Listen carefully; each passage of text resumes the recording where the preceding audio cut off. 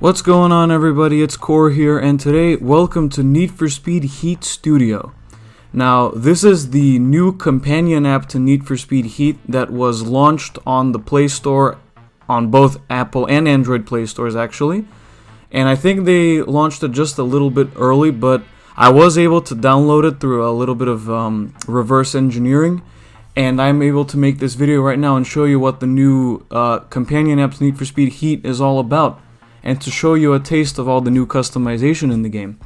So before anything, because I know I'm probably going to get quite a few comments asking, the way this video was filmed is I have a OnePlus 6T, and in one of the more recent updates to OxygenOS, they added screen recording functionality, and that's what I used to make this video. So jumping right in, as you can see right now, I'm showing the cars that are available for you to customize. The original video actually did have a voiceover recorded live, but it went way off sync. Like around this point in the video, it was off sync, so I had to add in this post-recorded commentary.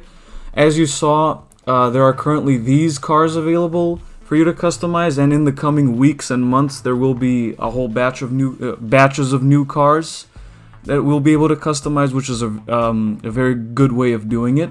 So think Need for Speed No Limits, but without the microtransactions and the pay-to-win mechanics. That's what we're dealing with here. So right now I'm showing off the Energy Polestar 1 that I made. This car, if I do get Need for Speed Heat, I will definitely be making a wrap for this car, and you all will see it on the channel. But because the wrap editor is a little bit clunky, I don't really know how to use the wrap editor with a touchscreen. Controller is the best I can do. I decided not to make wraps on here, but the full wrap editor is available for you to use in this particular app, along with all the other visual customization that I will now demonstrate. So I chose the 180SX because it's a familiar vehicle. It's been with us since Need for Speed 2015, and because it has quite a few customization parts, as I discovered later on. So as you can see on the bottom of the screen, you have four options. You have paint, you have the visual parts themselves, you have the wrap editor, and you have the stance tuning.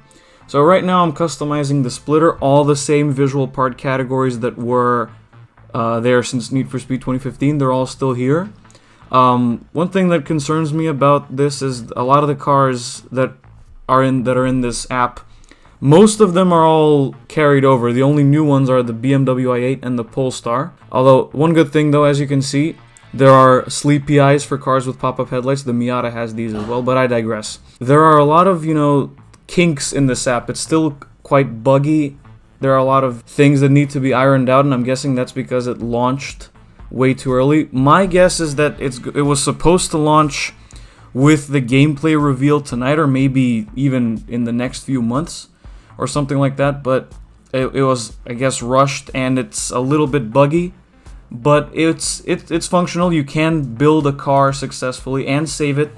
And if you own Need for Speed Heat, if you've pre-ordered it, you can actually upload these cars and they'll be ready for you to drive when you get the game. But the thing about the visual customization that concerns me is that a lot of parts seem to be either missing or the same as before. There are a few new rims that I saw, like a few rotiform, new rotiform rims are there, and obviously BBS is now officially in the game, and these wings that you can see on the screen right now, but that seems to be about it for the customization on the cars that have been carried over. It all seems to be basically the same. Now don't get me wrong here, I'm not saying that these cars had bad customization or anything, not at all. It's just that, they did talk about how much new customization there is in the game. Here you can see the BBS rims, but, for such a claim, it seems a little bit strange that it all just feels like the same parts again, but my guess is, it wouldn't make sense for them to include literally all of the customization just in this app, because then what's the point of owning Need for Speed Heat? It's just a hype generator in a way. That's at least what I'm assuming this app, the sole purpose of this app is to generate hype, and there's nothing wrong with that.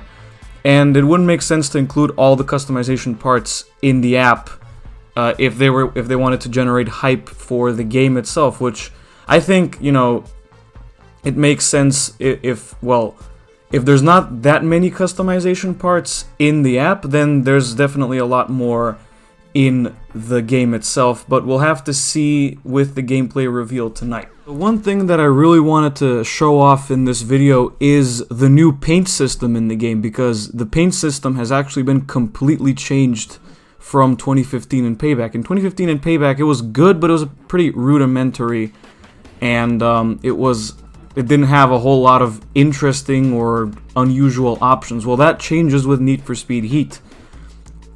As you can see right here, you have obviously the hue, saturation, and lightness sliders. You can change the hue and all kinds of stuff like that. The stuff that was there before. But then you see the option specifications, and this is where it gets interesting, because as you see here, you can change the material of the paint, you can change the effect, and you can change the coat as well.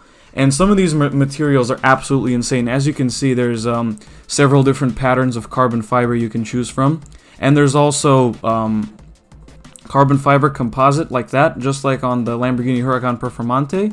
And there's also this really strange squiggly pattern material called Damascus.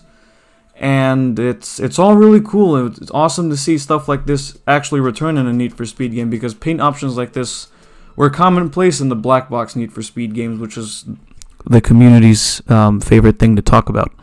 And as well as the different materials you can choose from, you can also change the effect of the paint. So you can have like a pearlescent effect, a color shift effect, chameleon paint is also a thing, and you can also obviously change the coat, so it can be a gloss finish or a matte finish or a satin finish.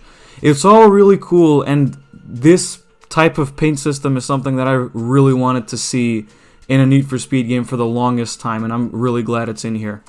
So that about wraps it up for the Need for Speed Heat Studio app. Let me know what you guys think of this in the comments below. I'll be sure to put download links for the app in the description as well.